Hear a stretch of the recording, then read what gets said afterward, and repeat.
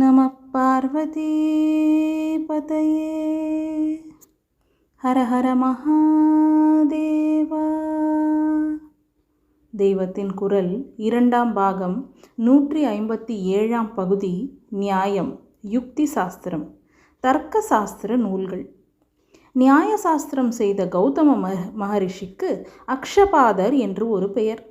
அவர் அறிவால் ஓயாமல் சிந்தனை பண்ணிக்கொண்டே இருப்பாராதலால் வெளி உலகமே அவர் கண்ணுக்கு தெரியாதாம். இந்நாளில் சயின்டிஸ்டுகளும் ப்ரொஃபஸர்களும் எப்போதும் யோசித்து கொண்டே இருப்பதால் ஆப்சன்ட் மைண்டடாக இருக்கிறார்கள் என்கிறோம் அல்லவா.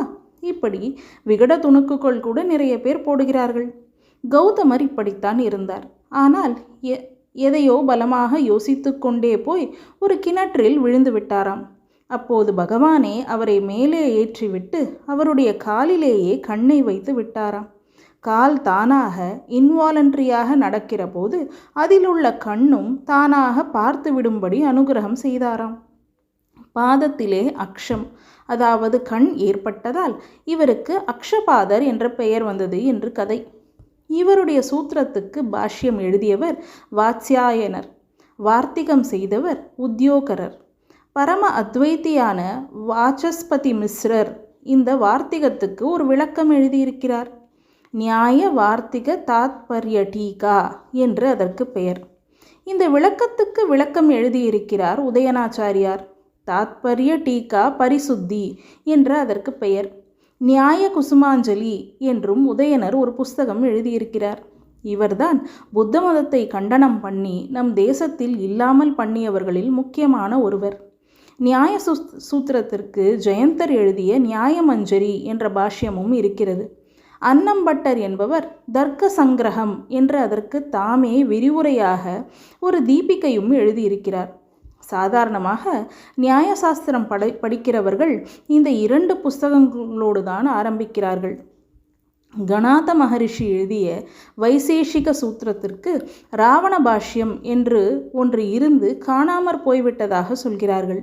பாஷ்யம் மாதிரியாக பிரஸ்தபாதர் எழுதிய பதார்த்த தர்ம சங்கிரகம் நமக்கு கிடைத்திருக்கிறது. இதற்கு உதயனர் வியாக்கியானம் எழுதியிருக்கிறார்.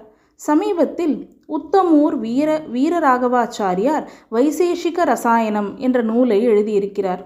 வைசேஷிகத்துக்கு ஔலூக்கிய தர்சனம் என்றும் ஒரு பெயர் உள்ளது. உலூக்கம் என்றால் ஆந்தை. உலு தான் இங்கிலீஷில் அவுல் என்று ஆயிற்று. ஆந்தை சம்பந்தப்பட்டது ஔலூக்கியம். கணாதருக்கே உலூக்கம் என்ற பெயர் வந்ததாக சொல்கிறார்கள். கௌதமர் யோசனையிலேயே இருந்ததால் கண் தெரியாமல் கிணற்றில் விழுந்தார் என்றார்.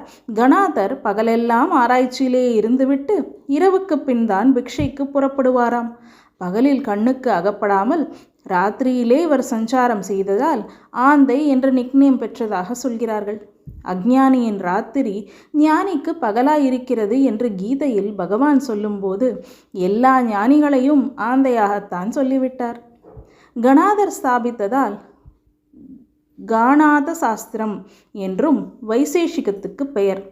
தமிழ் காணாத அல்ல, எல்லாவற்றையும் கண்டு சொன்னவர் என்று ஒரு பண்டிதர் வேடிக்கையாக சொன்னார். மற்ற எந்த சாஸ்திரத்தையும் படித்து அறிவதற்கு வியாக்கரணமும் வைசேஷிகமும் நிரம்ப ஒத்தாசை செய்கின்றன என்பது வித்வான்களின் அபிப்பிராயம். இதனால் காணாதம் பாணினீயம் ச சர்வ சாஸ்திரோபகாரம் என்ற வசனமும் இருக்கிறது. காணாதம் என்றால் வைசேஷிகம், பாணினீயம் வியாக்கரணம். வியாக்கரணம் நடராஜாவின் டமுருவிலிருந்து வந்தது என்றால் நியாய வைசேஷிக சாஸ்திரங்களும் சிவபெருமான் சம்பந்தமுடையனவே.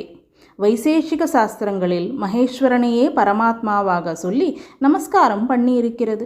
ஜகத்துக்கு ஈஸ்வரன் நிமித்த காரணம் என்று கொள்வதில் சைவ மதங்கள் நியாய சாஸ்திரத்தையே பின்பற்றுகின்றன எனலாம்.